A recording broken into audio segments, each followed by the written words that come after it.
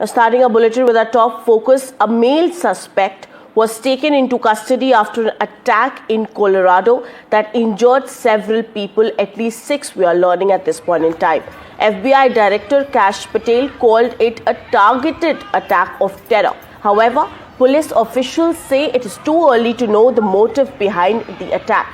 The attack occurred near a walk to remember the Israeli hostages who remain in Gaza. The visuals of that are on your screens right now. The attack occurred near a walk to remember Israeli hostages. Several victims suffered injuries, including burns, according to the police chief. Now, multiple blocks of the pedestrian mall area were evacuated by the police. The scene after the attack was tense. Listen in to what the police had to say. Stay. The initial response by our officers, we were on scene very quickly. When we arrived, we encountered multiple victims that were injured with injuries consistent with burns and other injuries.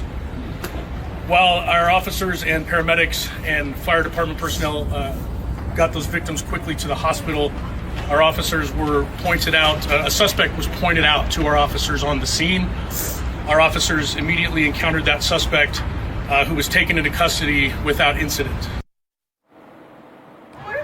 I'm being joined by my colleague Ghazali right now on the broadcast. Ghazali, can you provide more details on the suspect in the custody and the potential motives behind the attack, particularly given its proximity to a vessel for Israeli hostages in Gaza? See, first of all, a very condemnable incident happened in Colorado today when all the people who were protesting to free the hostages, they particularly were pro-Israeli. As of now, people close to the administration in the U.S. are claiming that perhaps he's an immigrant from Egypt who had entered into U.S. on a tourist visa a couple of years ago and didn't go back, though there are no official confirmation from FBI, but they've said that the suspect has been arrested.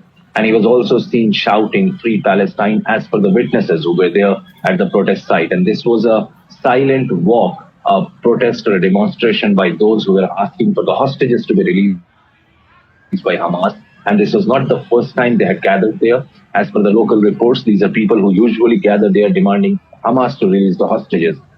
But in the larger context, if you see this particular incident, it certainly hints towards the kind of impact the Gaza war between Israel and Hamas is impacting other states and other cities in the world as well. Because just of some time ago, we had seen that how a couple at the at the Israeli embassy was also killed by a protester, by somebody who shouted "Free Palestine," and then killed those two people who were working as Israeli diplomats in the Israeli embassy in US.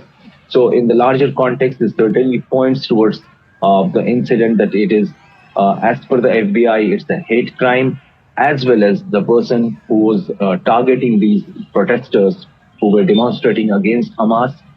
It is a big incident because now people close to the U.S. administration are now claiming that Mr. Trump should enforce strictly the anti-immigration laws as well. He's already going for a wider crackdown against immigrants, but this particular incident will only bolster those claims and will only encourage Mr. Trump to go for such laws. Right. Thank you, Ghazali, for giving us all those details.